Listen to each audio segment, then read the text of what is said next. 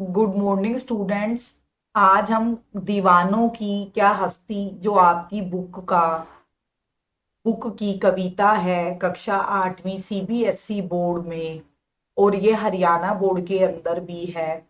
तो देखते हैं कि इस कविता का क्या सार है, क्या उद्देश्य है, कवि क्या कहना चाहता है। तो अगर आप सब ने इन प्रश्नों के उत्तर जानने हैं तो वो आपको सारे मिलेंगे। Welcome to my channel learn Hindi. और यदि आप मुझसे हिंदी की ऑनलाइन क्लासेस लेना चाहते हैं तो मुझे लर्न हिंदी bm@gmail.com पर संपर्क करें। और जल्दी से चैनल को लाइक कर दें, सब्सक्राइब करें चैनल को। और लेकिन कि कविता के अंदर क्या मूल भूमिका रही, क्यों लिखी भगवती चरण वर्मा जी ने, तो आपको वीडियो को अंत तक देखना बहुत जरूरी है। तो देखते हैं इसका क्या सार है।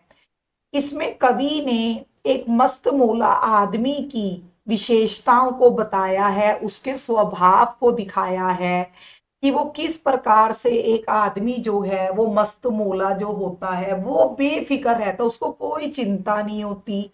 और वो जहां पर भी जाता है बच्चों, वो क्या फैलाता है? खुशियां फैलाता है। और इस संसार में वो जब भी आता है, चाहे खुशी हो चाहे दुख हो, उसकी आंखों में जो आंसू अगर आएंगे भी तो वो खुशी के आंसू होंगे, उसका एक पॉजिटिव एटीट्यूड होगा। और वो संसार को कुछ कुछ यादें संसार को अपनी देकर चला जाता है और कुछ नई नई बातें संसार के लोगों से सीख कर एक नए सफर पर चलता रहता है, जो आपको इस कविता में कवि ने समझाने की कोशिश की है। और चाहे जीवन में हमारे कभी भी सुख आए बच्चों, चाहे दुख आए, उसे हमने एक समान समझकर हमने उनका स्वागत करना है।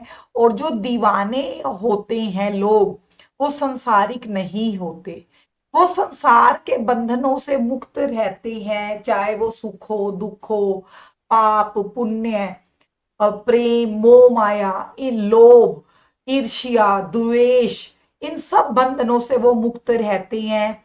वो कहते हैं कि संसार में कोई भी पराया नहीं है, उन्होंने इस जीवन को अपने आप चुना है और इसलिए वो हमेशा खुश रहते हैं और सदा चलते रहते हैं, कहीं वो एक जगह रुकना पसंद नहीं करते।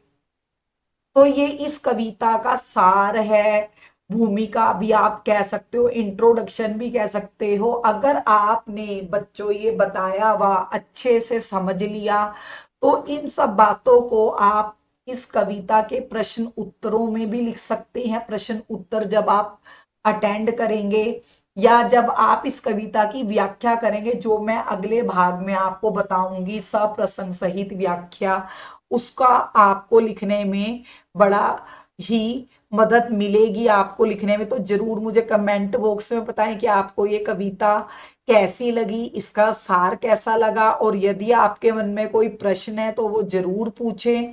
जल्दी से चैनल को लाइक करें। धन्यवाद।